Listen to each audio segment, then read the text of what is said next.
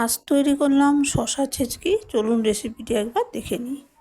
নমস্কার দর্শক বন্ধুরা, সর্ষের তেলে একটু শুকনো লঙ্কা দেখুন ছিঁড়ে ফোড়ন দিয়েছি, আর একটু কালো সর্ষে দিচ্ছি। আজকে তৈরি করছি শশা ছেচকি, দেখতে থাকুন রেসিপিটা।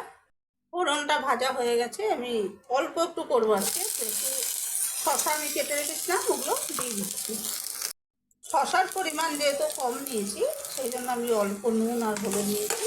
বা নুন হলুদটা আমি খুব ভালো করে মিশিয়ে নিয়ে ঢাকা দিয়ে রান্না করে নিচ্ছি। আর এগুলো একটু বড়ো শশা, বীজটা আমি বাদ দিয়ে দিয়েছি। আর এই শশাগুলো দিয়ে নানা রকম তরকারি ডাল খাওয়া যায়, এইভাবে ভাজাও ভালো লাগে। ট্রাই করে দেখতে পারেন। যদি কারো ঘরে এরকম শশা এনেছে, ভাবছেন কী করবেন, নানা রকম রেসিপি হয়, ট্রাই করে দেখতে পারেন।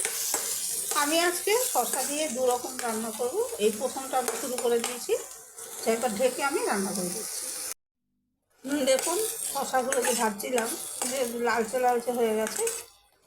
এখন আমি একদম আঁচ কম করে এটাকে কিছুক্ষণ ভেজে নেব।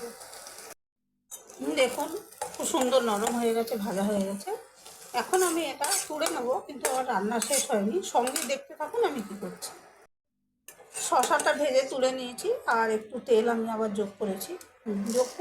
এর মধ্যে আমি একটু বিউলির ডাল গুঁড়ো মেশাবো, এটা ফোড়ন দেবো। যেহেতু আমি শশা ছেচকি করছি, এটাকে এবার আমি ভালো করে ভেজে নিচ্ছি। ভেজে নিয়ে আবার দেখাচ্ছি। দেখুন আমার ডালটা ভাজা হয়ে গেছে। আমি যে তুলে রেখেছিলাম শশা ভাজাটা, ওটা একটু দিয়ে দিচ্ছি। এখন আমি আঁচটা কমিয়ে দিয়েছি, নাহলে ডাল ভাজাটা বেশি আঁচে থাকলে পুড়ে যাবে। এবার আমি ভালো করে সঙ্গে মিশিয়ে নিচ্ছি। এবার অ্যাড করছি সামান্য একটু গুড়। একটু মিষ্টি মিষ্টি না হলে ভালো লাগে না তো। এই গুড়টা গলে যাবে, আর এই ডাল ভাজাটাও বেশ ভালো করে সঙ্গে মিশে যাবে, ভাজা ভাজা হয়ে যাবে। তারপর আমি নামিয়ে দেবো। আর আমি আজকে কম পরিমাণেই করছি, আমি এটা প্রায় ঘরে করি।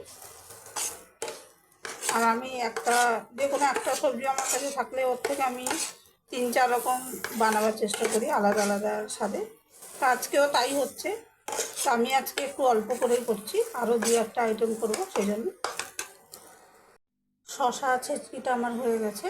আর আমি ইচ্ছে করি একটু ডাল ভাজাটা বেশি দিয়েছি, আমার এর ডাল ভাজার স্বাদটা খুব ভালো লাগে, সেই জন্য। আজকে তৈরি করে ফেললাম শশা ছেচকি, আর খুব সহজ একটা নিরামিষ পদ।